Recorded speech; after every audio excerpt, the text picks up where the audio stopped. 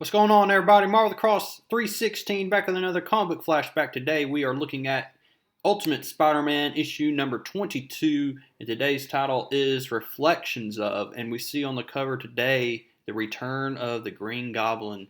And man, the Green Goblin is pretty much Spider-Man's deadliest villain. And the reason for this is that the Green Goblin knows the identity of Spider-Man. And so we know that really Norman Osborn is responsible for Peter Parker gaining his Spider-Man abilities, his powers, because he was bitten by a radioactive spider that came from Osborn Industries. And so, how in the world did the Green Goblin survive? You know, we saw how Spider-Man and the Green Goblin fought that time, and the Green Goblin was pretty much he plunged right into the ocean. We don't know exactly if he died or not, but apparently he didn't. So we start out the issue here today, and we have the basically these villains out, and they're on these rollerblades. Basically this is the first appearance of the rollerblade hooligans, basically, and they're just these bunch of B-rated kind of supervillains, basically, and they're rollerblading down the street here or on the sidewalk, and they're just causing a lot of distractions and just causing all kinds of mayhem here, as we see right here. And they're basically saying, "Take them all, take them all." So they're basically a bunch of thieves wanting to steal stuff, and they're like, "Idiots, get off the!" And we see that they have some type of taser or something with them, like electric shocks and stuff. So again, these guys up to no good, stealing money, stealing wallets, stuff like that. And again, they're just a bunch of maniacs here.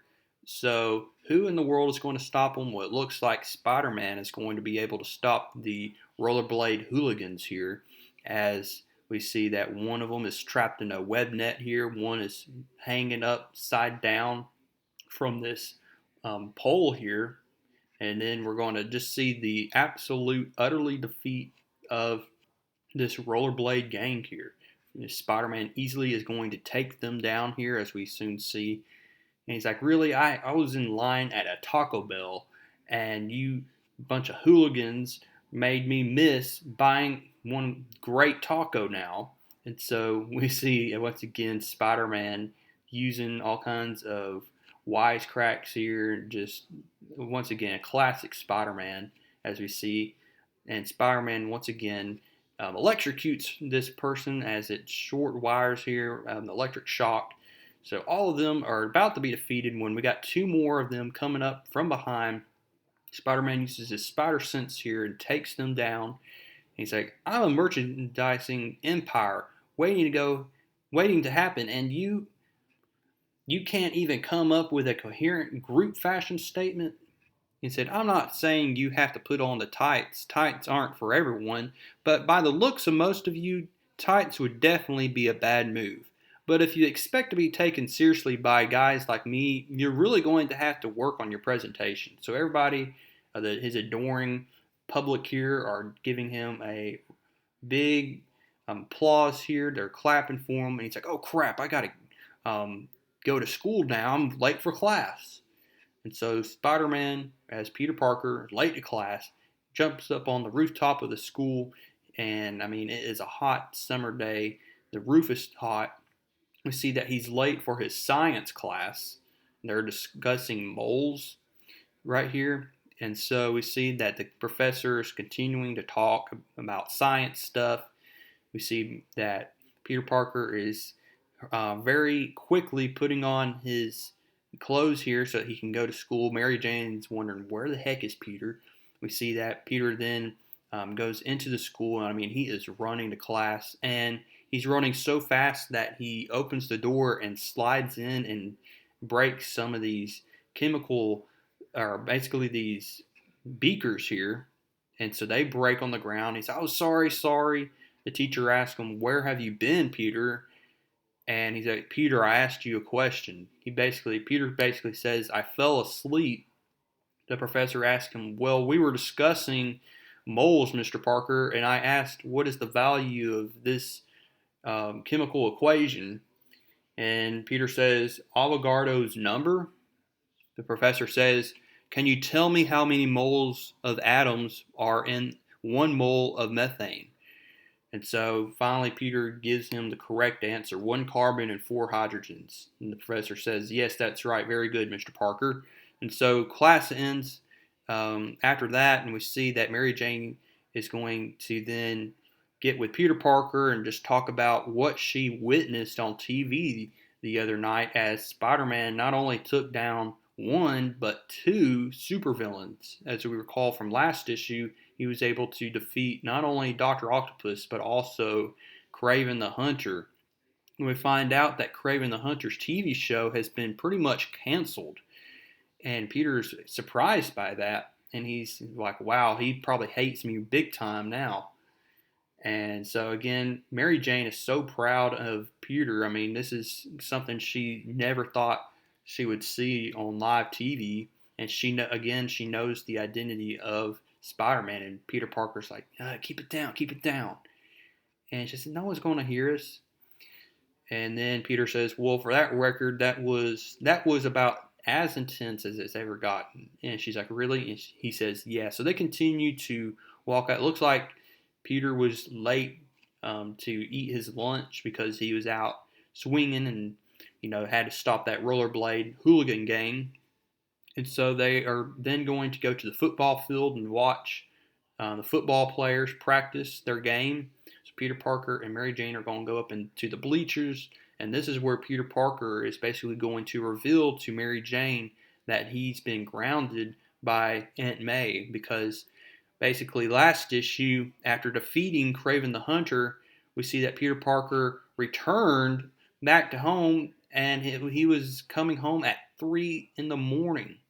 And we see that Aunt May was not happy about it, and she was definitely not appreciative of Peter Parker lying to her. And basically the harshest thing that Peter has to reveal to Mary Jane is that he can't see her for an indefinite period of time. As Aunt May basically said, he's grounded and we don't know exactly for how long. And so Mary Jane, like, this just sucks. I want to see you. And we know that Mary Jane definitely has feelings for Peter Parker. He's like, can I sneak over? And Peter's like, no, you can't. I'm sorry. I have to respect Aunt May's wishes. And so she's like, man, this stinks. And so why do you get this secret identity as Spider-Man, but I can't come over as a secret as well? And I said, I'm sorry, I just can't let you come over for now. But it's not going to be forever, okay? And he basically says, well, we can just maybe sneak over and make out behind the bleachers, He said, yeah, that is true. And so as they continue to talk here, and all of a sudden, from the corner of Mary Jane's eye, she sees someone that's very familiar to Peter Parker and Mary Jane, and it just so happens to be Harry Osborn. Now, we recall how Harry Osborn basically had to move to Colorado after the whole incident of the Green Goblin attacking Spider-Man at their school. And we know that the Green Goblin is Harry Osborn's dad. So this is pretty unique. We see that Harry Osborn has returned to the school, and now he's enrolled at Midtown High once again. And so he's so happy to see his two good friends, Mary Jane and Peter Parker. We see that Flash Thompson and a couple of the football players come over, and they're like, hey, look at who's back. Harry Osborn from the dead.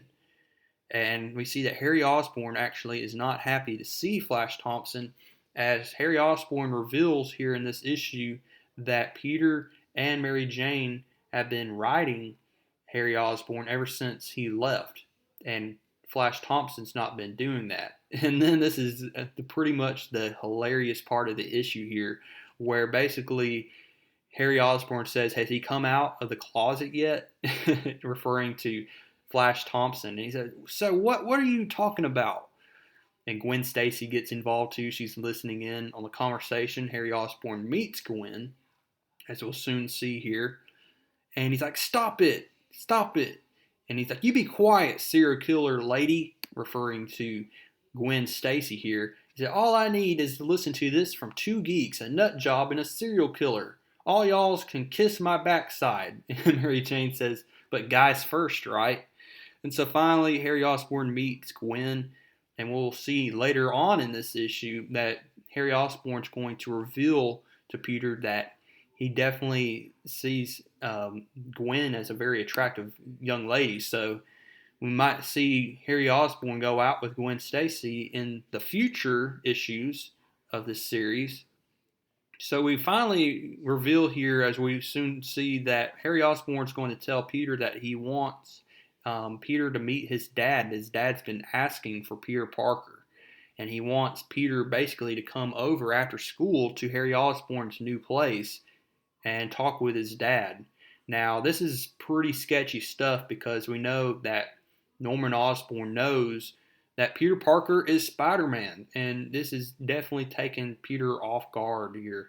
And he's like, well, I can't, Harry, because I'm grounded. And we see that Harry Osborn's like, okay, I'll tell him some other time. So Peter Parker is leaping, from one rooftop to the next. I'm surprised no one's noticed him doing this. And he's like, what am I going to do? Harry's dad knows that I'm Spider-Man. I'm in big deep waters here. And so as he continues to think to himself here, and he's on his way back to his home, he notices that there's a limousine parked right outside his house. And this is getting even more sketchy here. He walks into the house, and it just so happens to be someone that works for Norman Osborn. We see that Aunt May gives the approval for Peter Parker to go to Norman Osborn's house, basically. And he's like, but I'm grounded. But Aunt May's like, no, you can go. He said, you'll be back probably around 8 or 9, so we'll talk then. And so she said, this is just so great because now you and Harry Osborn can basically help each other with your homework. So Peter Parker has no choice but to get into the limousine.